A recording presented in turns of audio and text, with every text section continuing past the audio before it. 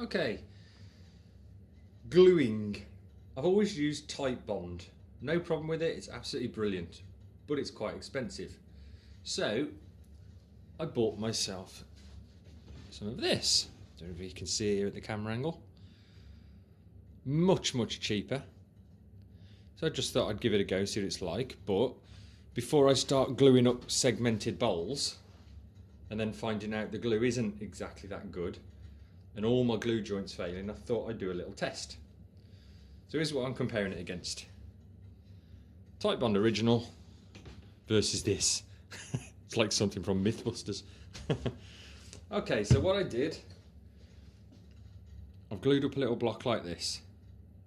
Now I used the same pieces of wood, the same length of wood should I say, glued on the same grain, using the same amount of glue, or as roughly as I could, could get it without actually measuring it to the gram, and glued them on there. So I'm not a scientist, but I think it's pretty close as you can get.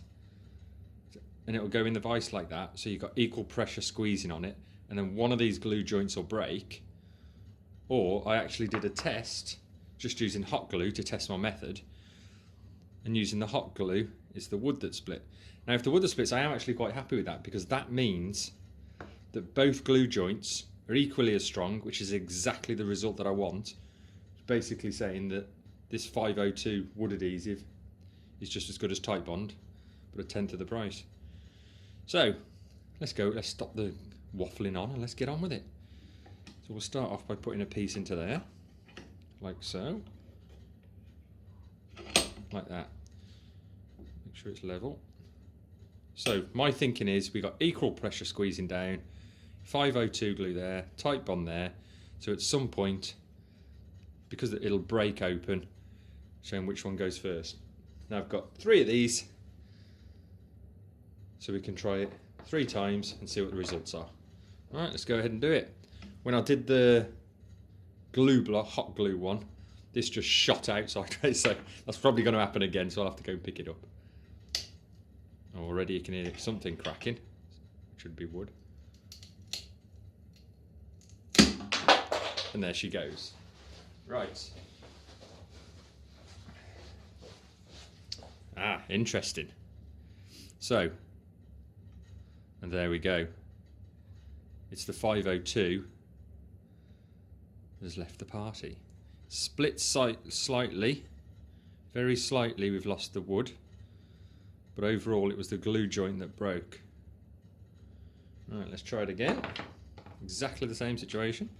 If anybody can see where I'm going wrong with this, and it's like, well, that won't work because you've got the wrong pressure on this and that, please tell me, because I am no Mythbuster. I'm just trying, just a little experiment for my personal self, really.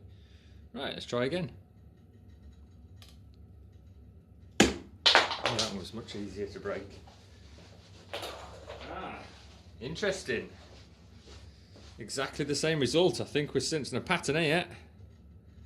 502's broke. Clean across the glue joint. Okay. Just in case, we'll try this one the other way round. So now we've got the 502 on this side. I didn't quite cut the angle around that one. 502 on this side, type on this side.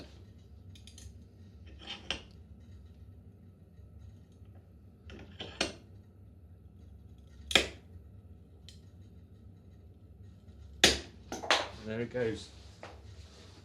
Exactly the same look. Ah, but on this one, the wood has actually split.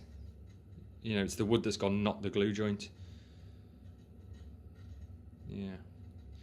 So I think, but the titebond one hasn't even budged, look, hasn't it? I wonder if I can actually make the titebond one split. How much pressure it'll take to get the titebond joint to break. Wow. There we go. There's quite a bit more pressure. Again, it's half of the wood split, half the glue joint split.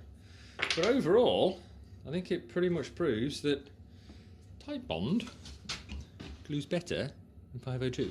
I guess that's what you pay for, isn't it? Well, I think I've already bought it now. So what I'm going to do, I think I'm going to do a very basic segmented bowl out of the 502 just to see how it holds up before I spend hours and hours gluing things together to find out the glue joints fail. But I think that was a good experiment. It's proved a point. Proved that the titebond definitely did hold better than the 502 glue.